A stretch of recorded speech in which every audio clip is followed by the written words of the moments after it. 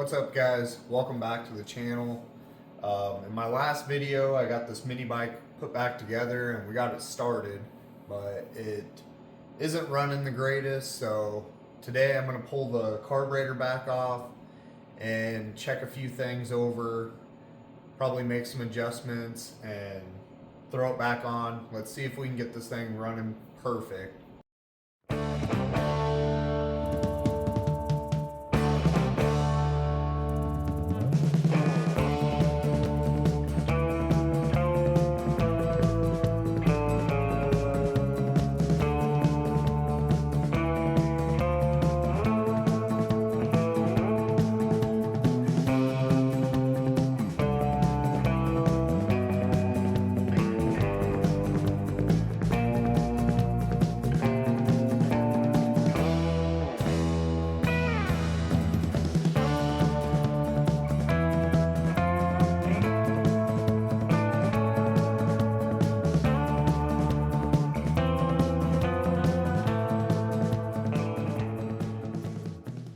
One of the first things that I wanted to check is I wanted to make sure that the float level was set right. So I looked online, it said it was supposed to be 18 millimeters. So you're supposed to measure from the base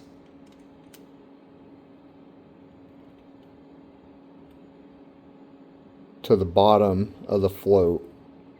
So I did a conversion. 18 millimeters is like 11/16 of an inch, so just under 3/4 of an inch, and I would say we're maybe a 1/16 of an inch off. So I'm gonna bend this little tab, that tab right there in the middle. I'm gonna bend that down a little bit, and then when it's resting on the needle there, if I bend that tab down, it'll raise the float.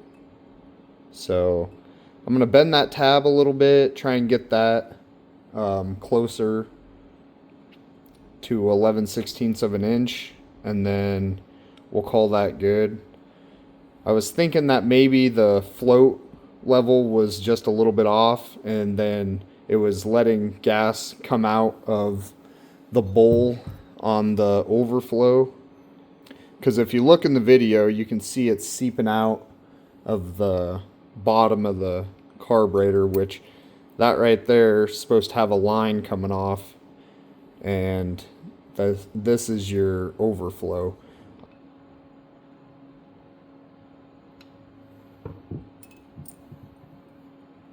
Alright, I just bent the tab just a tiny little bit, and now I'd say we're spot on. So float level should be good now. As far as the rest of the carb, I think it's fine. I took the jets out and blew them out. Everything seemed fine. I mean, for as old as this is, like, yeah, there's some crud in the bottom of the bowl, but it's stuck on there and it's not going to fall out. So I just want to throw the carb back together, and then we'll put it back on the bike, see if that takes care of our fuel leak. And if that takes care of the fuel leak, then one thing I didn't do is I didn't even play around with any of the adjustments. So like your idle, you can turn that in, the idle should get higher. And then this should be your air fuel mixture.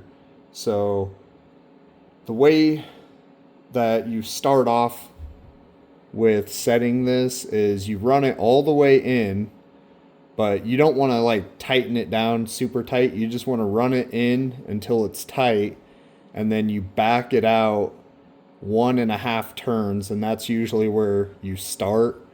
And then you see how it runs. Obviously you want to do this when the bike is fully warmed up, but you see how it runs, and then you can run it in or back it out, and it should change the way that the bike runs. Before I go to put this back on, I went ahead and pulled this all the way out, and just made sure there wasn't any crud in there. And then I ran it all the way in. So right now, I ran it in, but it's not like super tight, you know. I just barely got it tight. So now I'm going to go ahead and back it out. There's half a turn, 1 turn, half a turn. So that should be our starting point. Let's throw this back on, see if we can get it started and see how it runs.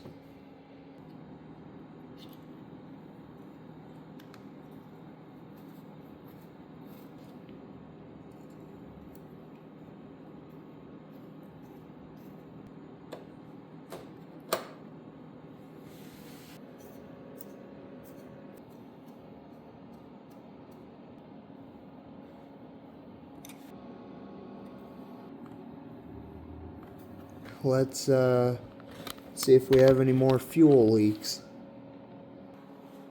I gotta put a little more gas in it. Must have all leaked out. That should be plenty. Alright guys, this is looking kind of promising. You can see we got gas in it. We got the petcock on. Before it was dripping gas out of this, the overflow vent. It's completely dry right now. Still hasn't dripped any gas.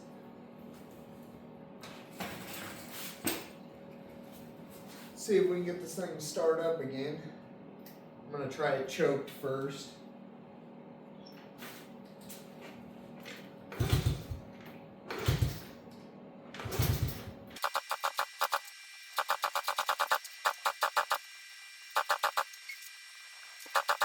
Well, let's get the carb cleaner.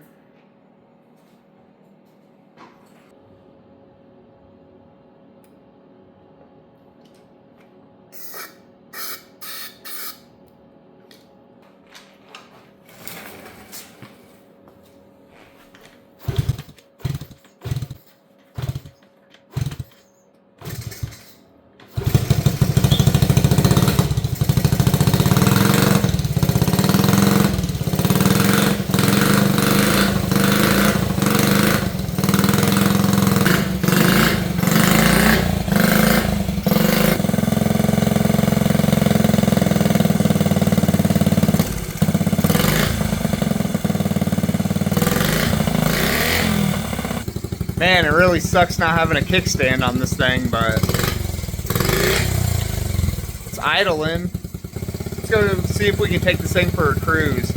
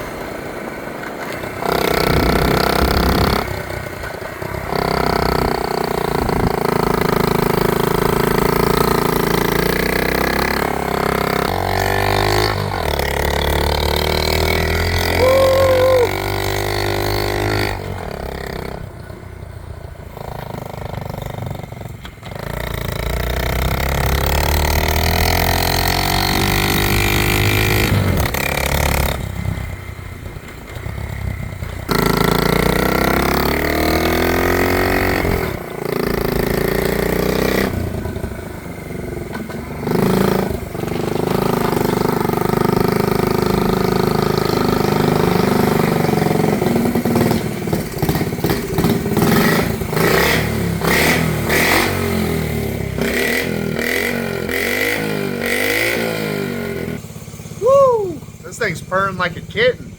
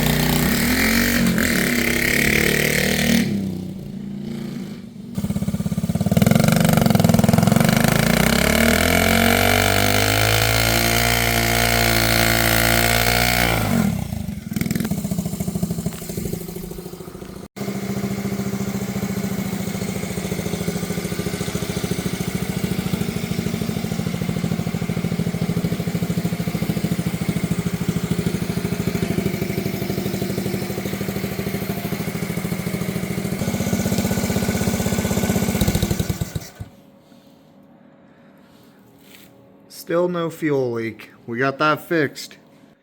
Alright, so we got it running good, but there's still a few other things that I want to check just to be on the safe side. And the first thing is I want to make sure that the valve lash is set right.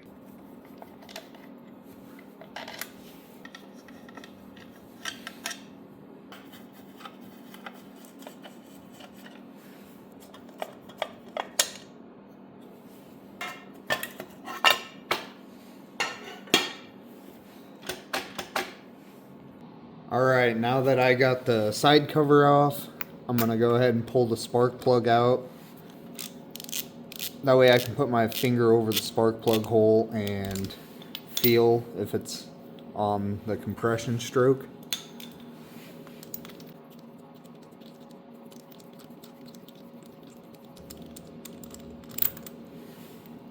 Now that I got the spark plug out, you can see there's a little cutout on the inside of the case there, and then you got your flywheel here.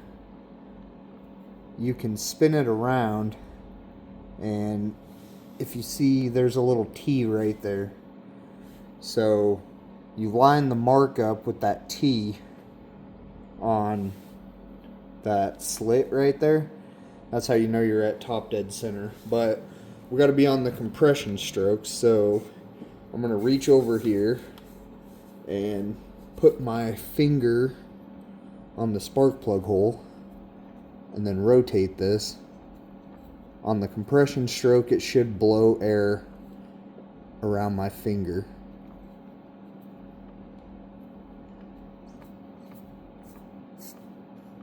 Which it's starting to blow air there, so we know we're on the compression stroke.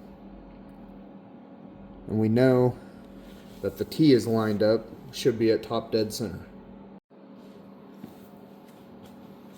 Alright, next we gotta take this little cover off here, and it's already like half stripped out, so I don't have any 6-point sockets that are short enough to get in there with a ratchet, so I'm gonna try using this line wrench,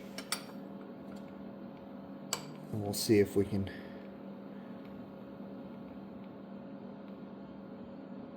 Oh, it's just stripping.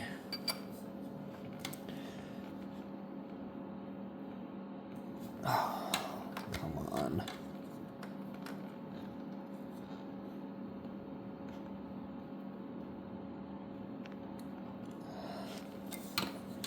Oh, it's just rounding that off.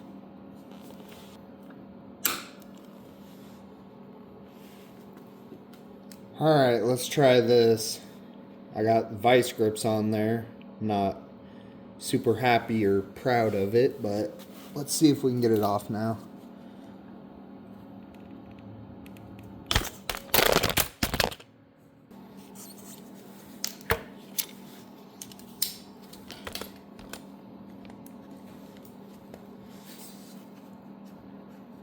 Whoever put that on way too tight. It's got a little O-ring. We're just going to break this nut loose.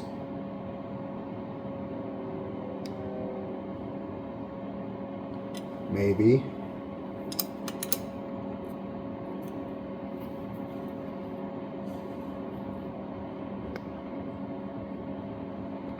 Oh my God. I don't know who tightened all this stuff, but they had their Wheaties. That is ridiculous. That should not be that tight. So now that our locking nut is loose, we're just going to back this off. Might need some pliers.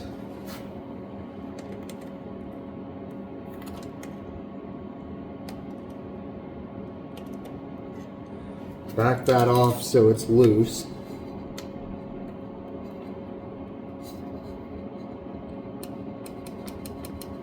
And then I don't have a tooth thou feeler gauge, but I got a .0025.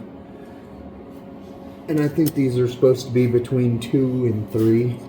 So this should work fine. We're just gonna put this in there, in between, and then run this in until you just get a little bit of drag on the feeler gauge. So we got a little bit of drag there.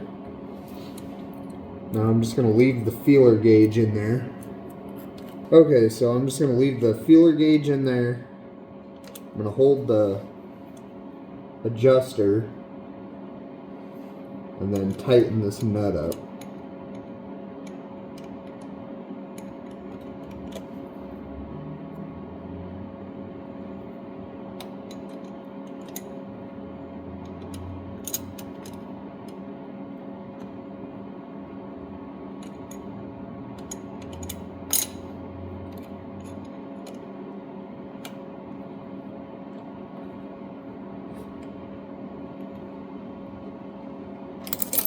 Alright, got it snugged up. Now double check. Make sure you got a little bit of drag. Then that should be good.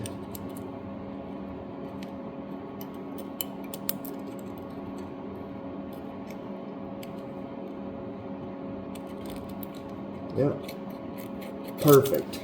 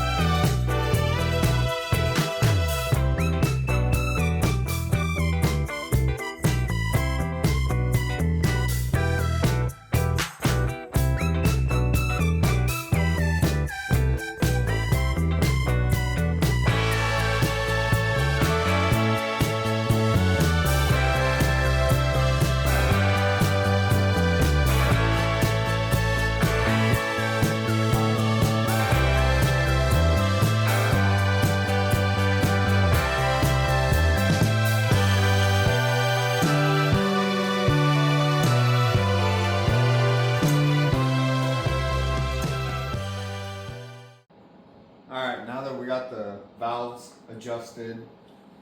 I just want to start it up and make sure it still runs and sounds good.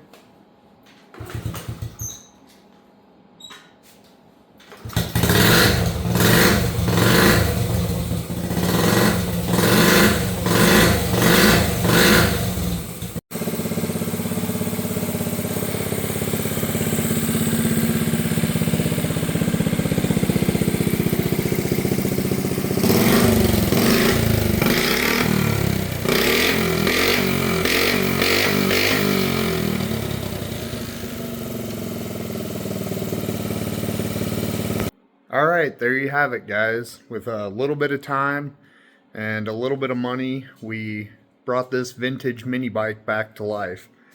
I never talked about what I got it for in my last video, but if you watched the last video, I picked this up from a coworker and he sold it to me for $300, which I feel like that's a pretty good price.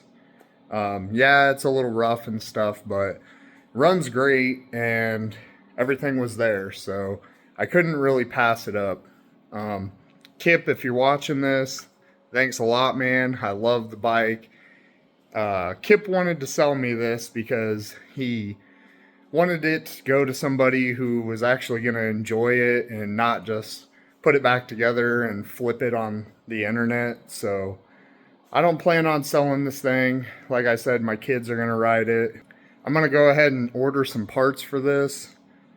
And when I get those, I'll make videos of everything I do to this. So if you guys liked it, please subscribe. And we'll see you in the next one. Thanks for watching.